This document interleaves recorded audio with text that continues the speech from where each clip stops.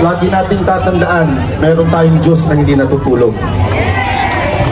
Tandaan ulit natin ang dalawang bagay na paulit-ulit ko sinasabi, puso at panalangin. Pwede ho ba ipanalangin natin gabi-gabi si Pangulong Duterte? Kahit sandali lang po, sabihin lang natin sa Panginoon, Lord, samahan mo po, bigyan mo ng lakas ang ating Pangulong Duterte. Ipanalangin natin, okay po ba yun? Kasunduan to ha? Hindi kasunduan 20 pesos kada bigas ha? Totoong kasunduan to. Okay, ipanalangin natin si Pangulong Duterte. Maraming salamat po. Ako po si Banat Bay. Maraming salamat, Banat Bay. Picture lang po kami ha. Sorry ha. At, ano. Ayan. Takuan juga yung gisdaga, no? Ano na ko sa takuan lang siya. Wow! Okay, habang sila po ay nagpapapicture, salamat po. Tayo po ay live na napapanood sa 17 pang lugar sa buong Pilipinas. Live po tayong napapanood. Unahin muna natin dito po sa Luzon, dyan sa barangay Nagidayan Covered Court, Bantay, Ilocos Sur. Plaridel Gym, Barangay Plaridel, Santiago, Isabela. Mga taga Northern Luzon nakikiisa sa atin ngayon. Kasama na ang taga Barangay Zulueta, Cabanatuan, Nueva Ecija. Nakikisabay din sa atin ngayon dyan sa Barangay Ambulong Covered Court, Tanawan City, Batangas.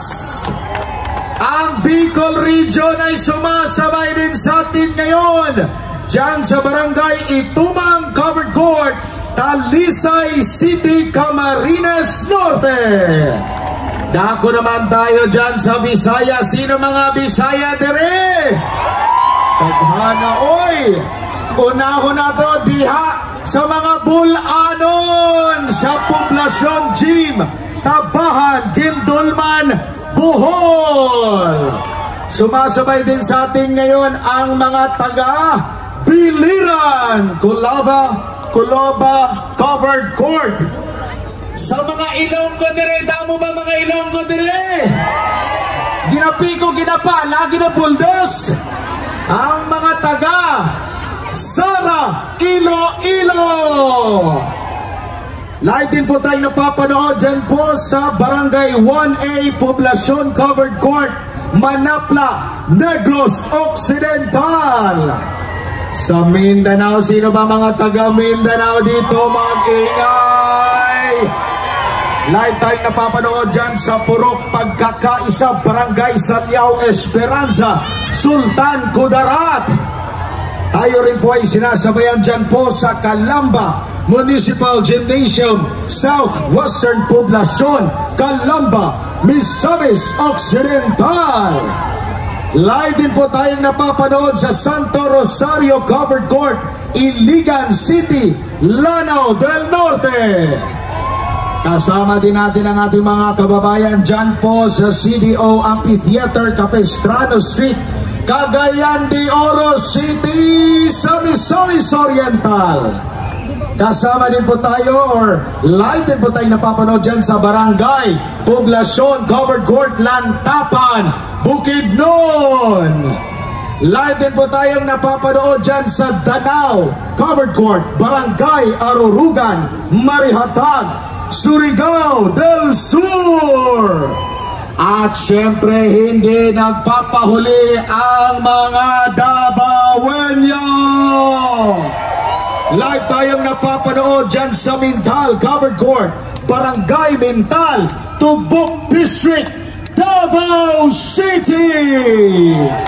Live din po tayong napapanood dyan sa Makangaw Gym, Barangay Makangaw, Lupon, Davao Oriental. Kaya sa ating mga kababayan, itaas natin ang mga bandila, ipakita natin sa buong mundo ang ating pagkakaisa ngayong gabing ito. Samantala, ang susunod pong mangungusap sa atin, isa po sa mga banateros, tawagin na natin, si Boss Dada. Lo. Magandang gabi po sa lahat.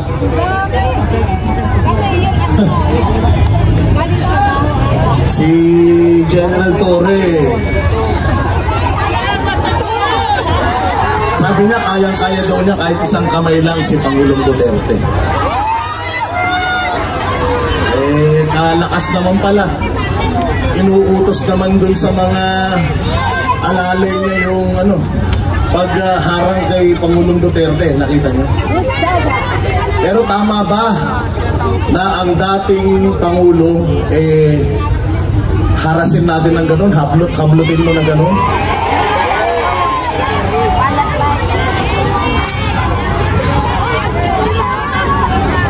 Kasi parang lumalabas, sila pa ang biktima eh. Sila pa daw yung nabukulan. Sila pa daw yung VIP treatment daw yung binigay niya kay Pangulong Duterte dahil nakaupo daw sa upuan ng presidente. Okay ba yun? Alam niyo mga boss, nung mga panahon na si Pastor Apollo Kibuloy, pinag-uusapan natin tong extraordinary rendition. Marami sa atin tumaas ang kilay. Marami sa atin hindi naniwala. Si Pastor Apollo Kibuloy nagtago. Marami sa atin nagsabi, ba't kasi nagtatago? Di naman totoo yung extraordinary rendition na yan. Eto na. Nangyari na kay Pangulong Duterte. Totoo yung extraordinary rendition o hindi? Totoo lahat ng sinasabi ni Pastor Apollo Kibuloy noon o hindi? Kaya sa susunod, makikinig tayo doon sa mga totoong nagmamahal sa bayang Pilipinas. Nakita nyo ang ginawa ng kapulisan 16 na araw sa Kingdom of Jesus Christ. Practice na yun. Practice na yun. Na-foresee na ni Vice President Sara Duterte yung pagpapa-impeach sa kanya. Unang araw pa lang, alam niya na. Sabi niya, nagpa-practice na sila sa impeachment. Eto, nangyari sa ating mahal na Pangulo. May mga nagsabi, sana hindi na lang siya umuwi. Natatandaan nyo, merong isang congresswoman na itinago niya yung kanyang asawa kahit may kaso. Sana ganun na lang din ang ginawa natin. Pero alam nyo si Pangulong Duterte hanggang sa huling hininga niya, gusto niyang ipakita sa inyong lahat na handa siyang maglingkod. Kahit marami ang nag-a-advise sa kanya, huwag ka munang umuwi. Nasa Hong Kong pa lang kami, alam na namin, ang dami ng polis, nagsisinungaling na sila. Nagsinungaling ang PNP, nagsinungaling ang Malacanang, nagsinungaling ang Surgeon, sabi nila wala. Pagdating dito, ang ginawa ni PRD, hindi, ginawa niya, inagahan niya pa. Sabi, huwag ka muna umuwi, huhulihin ka. Sabi niya, hindi, uuwi na ako, aagahan ko pa. Pag uwi ni Pangulong Duterte, anong ginawa niya? Anong ginawa sa kanya? Ipinakita niya sa inyo kung anong klaseng gobyerno meron tayo. Walang respeto sa dating Pangulo, walang respeto sa simbahan, walang respeto sa isang pastor. Kung walang respeto sa mga malalaking tao, walang respeto sa Vice President, ine-expect nyo ba na ire-respeto din kayo?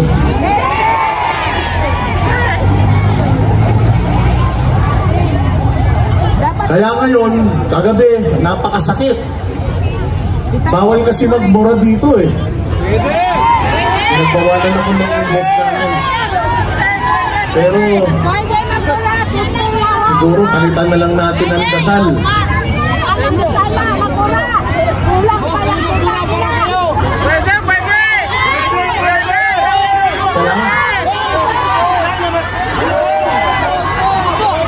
Lahat tayo mga kababayan magbuklod-buklod.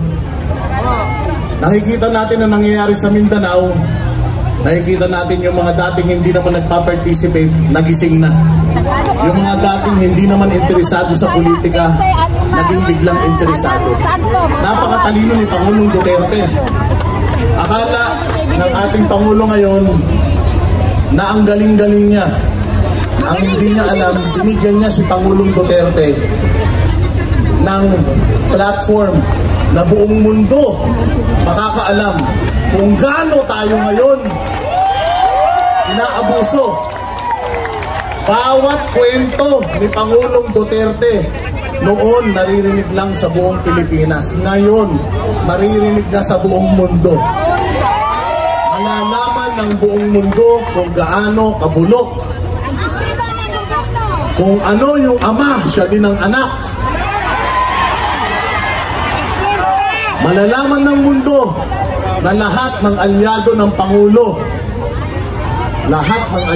Pangulo, tinatrabaho nila. Kaya somehow, para sa akin, nagsakripisyo na naman si Pangulong Duterte. Kahit hindi na siya presidente ng Pilipinas, isinakripisyo na naman niya yung kanyang sarili. Para ano? Magsama-sama tayong lahat. Lahat tayo, may kanya-kanyang mga social media. Gusto nilang kontrolin yan, gusto nilang patahimikin tayo. Gusto nga nila, lagyan ng prangkisa yan para makontrol nila. Pero hanggat wala pa, gamitin na natin lahat ng yan. Ang people power, nasa social media. Gamitin natin lahat ng ating mga platforms para isigaw kung gaano tayo kadismayado. At isigaw natin araw-araw, huwag tayong huminto hanggat hindi natin nababawi si Pangulong Duterte. Let us bring PRRD home. Let us bring PRRD home. Napakadelikado din ang ginawa ng ating Vice Presidente. Alam natin na isinasama siya dyan. Pero di nila alintana para sa ating lahat. Kaya dapat tayong lahat magsakripisyo din. Maraming salamat sa inyong lahat na nandito. Hanggat naniniwala tayo, may pag-asa tayo. Kaya ipakita natin sa kanila, maling-mali yung ginawa nila at huli na nila to. Maraming salamat po. Maraming